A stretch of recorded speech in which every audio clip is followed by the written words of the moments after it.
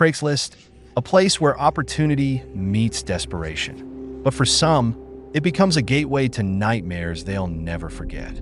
Craigslist has always been a last resort for me.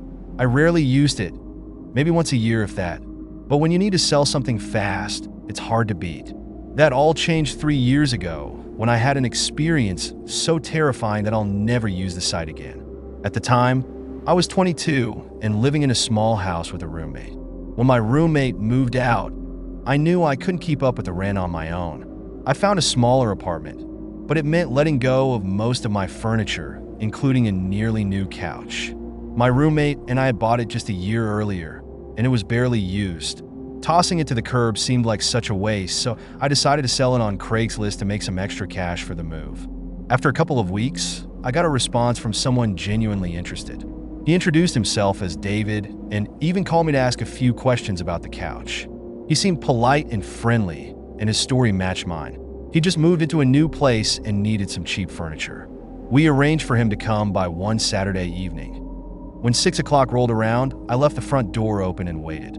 An hour passed with no sign of him, so I closed the door and headed to the kitchen to make dinner, assuming he wasn't coming. Then, at about 7:30, the doorbell rang. I was annoyed but tried to brush it off. I opened the door to find a tall, heavy-set man grinning widely. "I'm David," he said, offering a handshake.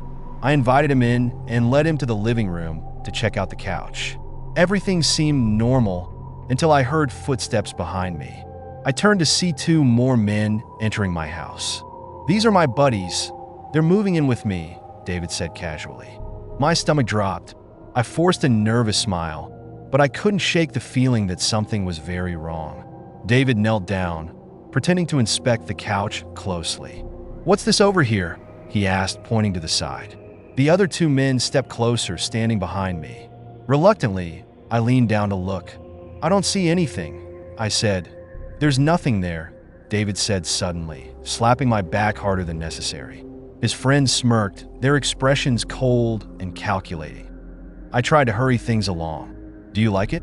I asked, hoping to get them out of my house. David's demeanor changed. The grin faded, replaced by an unsettling, vacant stare. One of the men suddenly tackled me to the ground, pinning me down with brute force. I couldn't fight back. David and the other man tore through my house, grabbing anything of value. After a few minutes, David called out, and the man holding me finally let go, sprinting out the door. I lay on the floor in shock as I heard their truck speed away. When I finally managed to lock the door, I called the police. Unfortunately, David wasn't his real name, and his email and phone number led nowhere. The only clue police had were shoe prints matching another break-in weeks earlier, where the victim had also been alone. Looking back, I realized my mistake. I had mentioned my roommate was gone, essentially advertising that I was alone. That one detail made me an easy target. Sites like Craigslist can be a gamble. Be cautious and never invite strangers into your home unless you're absolutely sure it's safe. I wasn't in the best financial position when I decided to buy a truck off Craigslist. The prices were appealing, and I figured it was worth a shot. I'd never used the site before, but I'd heard it was a decent place to find cheap deals. After some scrolling, I found an ad for a truck listed at $4,000. It sounded perfect for my budget, so I messaged the seller. He replied quickly, answering my questions in a way that felt honest. He admitted the truck wasn't in great shape, but assured me it was reliable. We agreed to meet at a Burger King halfway between our locations. I arrived first, taking an Uber since I didn't have another vehicle. A few minutes later, the seller pulled up in the truck. He seemed friendly enough, a middle-aged man who explained some minor issues the truck had in the past. "Nothing too serious," he said.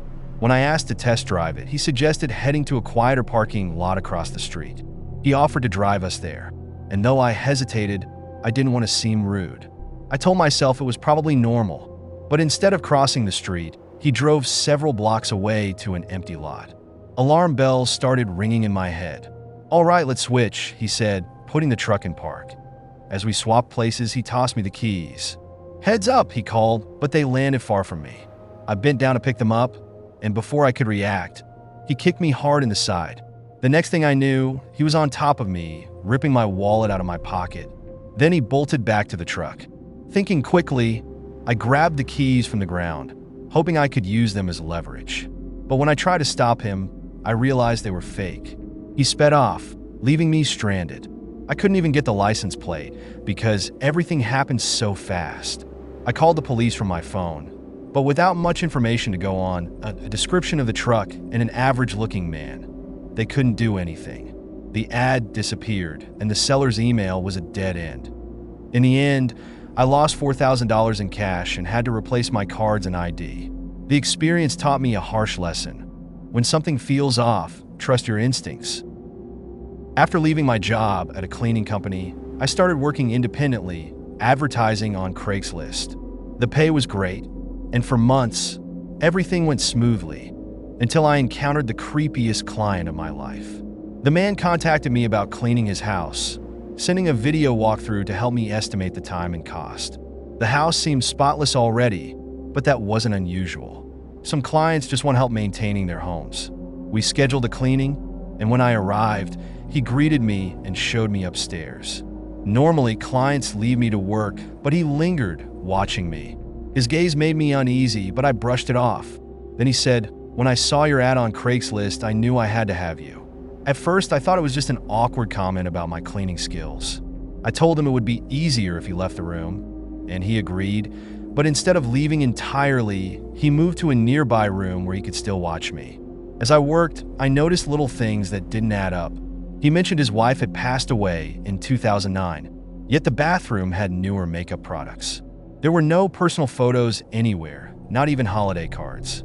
When I moved to the kitchen, he asked me to vacuum the basement, even though I'd specified it wasn't included. I declined, offering to return another day. His demeanor changed instantly. "My wife and I really need it done," he said coldly. That's when I knew something was seriously wrong. Pretending to get a phone call, I stepped into another room and called a friend, explaining the situation in Spanish. She agreed to come over and wait outside until I left. I told the man I had a family emergency and couldn't finish. He stared at me with an icy expression. "Don't bother coming back," he said. I left without getting paid, but I didn't care. As I packed up, he stood by the window, watching me until I drove away. The police couldn't do much since he hadn't broken any laws, but the experience taught me to always trust my gut. If something feels off, it probably is.